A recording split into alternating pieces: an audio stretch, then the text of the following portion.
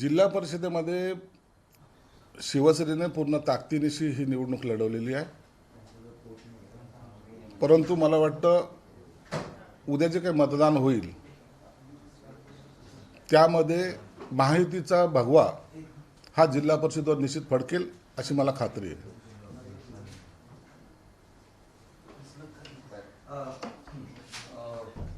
Beats हॉटेलच्या प्रकरणामध्ये नव्यानं समिती नेमलेली आहे आणि आता विभागीय आयुक्त या सगळ्या प्रकरणाची चौकशी करणार. समिती 8 जणांची समिती आहे. समिती नेमली काही गैर नाही आहे. त्यात जे काही इलिगल असेल त्याची चौकशी झाली पाहिजे. विभागीय आयुक्तांनी त्याची चौकशी केली पाहिजे. जो दोषी आहे त्याच्यावर कारवाई झाली पाहिजे. म्हणून मला त्याच्याबद्दल कोणतीही हे नाही. चौकशी समितीने त्यांचं काम करावं आणि योग्य तो निर्णय त्याच्यात घेतला पाहिजे. अशा प्रकारे जर त्यात काही चुकीचं घडलं असेल तर ते सर्वांसमोर येईल पण आणि जो दोषी असेल त्याच्यावर कारवाई होईल. पक्षाचे रामदास कदमांनी एक आरोप केला. त्यांचं म्हणणं आहे की अजित पवार गेल्यानंतर सुनील तटकरे यांनी दलित राजकारण केलं.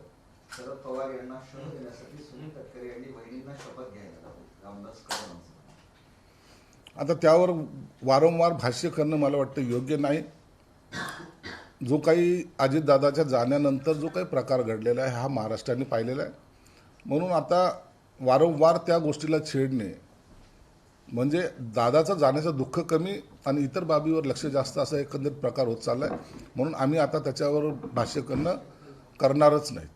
सर, या लागून एक प्रश्न आहे. भास्कर जाधवांनी जे रामदास कदम यांच्यावर टीका केली, रामदास कदम भाई नाही तर मांजर आहे असं म्हणतात. ते भास्कर जाधव आणि रामदास भाईचं प्रेम सगळ्या महाराष्ट्राला माहिती. त्या प्रेमाखातर एकमेकावर असे वाक्यप्रचार होत असतात. त्याची दखल कोणी घेत नाही. निधी मिळणार हा विचार करून मतदान करा. नितेश राणेंचं सभेत वक्तव्य. निधी देण्याचे सगळे अधिकार मुख्यमंत्र्यांकडे आहे, विसरू नका. नितेश राणे पण निधी देण्याचा अधिकार तर मुख्यमंत्र्याचा आहेच. परंतु त्यांनी वक्तव्य त्यांच्या भागामध्ये कशाच्या आधारावर केलं याची कल्पना नाही. अखेरला सत्ता ही युतीची आहे आणि युतीचे लोक हे निधी वाटप करताना जो सत्ताधारी असेल त्याला थोडंसं सैल हात सोडतात. हा अनुभव आहे. त्या अनुभवाच्या आधारे त्यांनी केलेलं वाक्य आहे. तुम्ही पण म्हटलात की शपथविधीबद्दल पवार यांच्या अजित पवार यांच्या मिसेसच्या शपथविधीबद्दल तुम्ही घाई गडबड केली म्हटली. त्यानंतर उदय सामंत म्हटले. तुमच्या पक्षाची भूमिका काय की ह्या अशा पद्धतीने तुमचे सगळे नेते त्या टीका करतायत?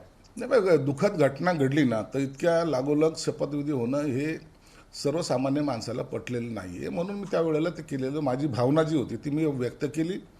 त्यात काही कोणाचा गैरसमज होत असेल तर त्याबद्दल मला काही देणे घेणे नाही. परंतु जनभावना ज्याला म्हणतात ती मांडायचा आम्ही प्रयत्न करतो. याला जोडून एक प्रश्न आहे. अजित पवारांचा जो अपघात झालाय त्याच्यात आता सीआयडी देखील इन्व्हॉल्व्ह झाली आहे, चौकशी करते आणि त्या दिवशीचा बारामतीचा जो संपूर्ण दौरा होता त्या दौऱ्याची चौकशी अजित पवारांचे जे खासगी सचिव आहेत त्यांची चौकशी आता सुरू झाली त्या पूर्ण दौऱ्याचीच. सीआयडी त्यात इन्व्हॉल्व्ह झालेली आहे. इतर यंत्रणा त्यात इन्व्हॉल्व्ह झालेल्या आहेत. ब्लॅक बॉक्स जो ज्याला म्हणतात तो सापडलेला आहे.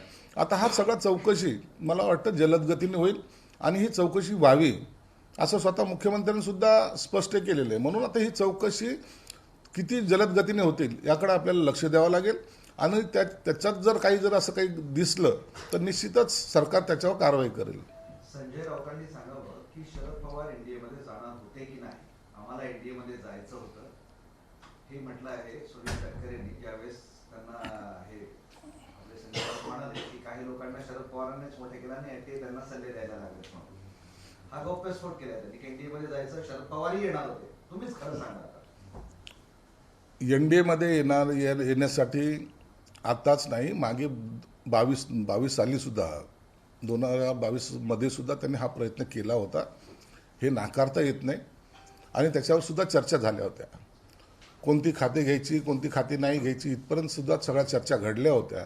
हे त्या काळाचं असलेलं गणित होतं. परंतु आता ह्या मधल्या काळामध्ये त्यांच्या चर्चा झाल्यात की नाही झाल्या तर कशाच्या आधारावर झाल्यात याबाबतचं आणखीन जोपर्यंत स्पष्टीकरण शरद पवार साहेबांकडून येत नाही तोपर्यंत त्याच्यावर भाष्य करणं मला वाटतं उचित नाही. संभाजीनगर महानगरपालिकेमध्ये आज अर्ज भरायची शेवटची तारीख आहे.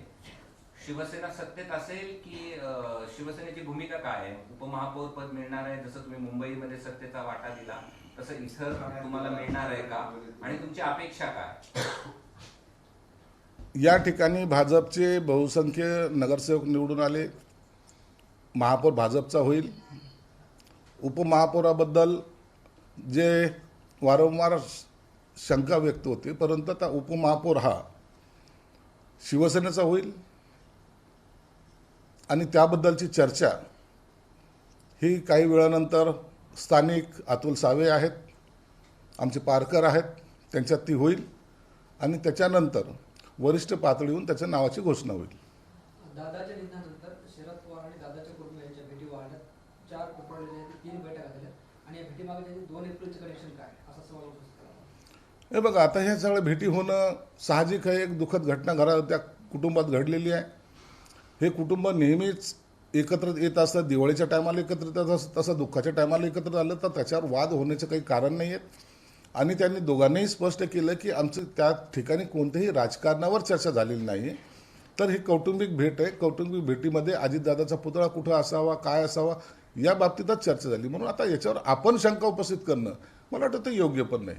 मात्र रोहित पवार असं म्हणतात की विमानात काय घडलं हे 9 तारखेनंतर सांगा. मग जर रोहित पवारकडे काही असेल, त्या आधारावर तो बोलत असेल तर 9 तारखेपर्यंत आपण वाट पाहिली पाहिजे.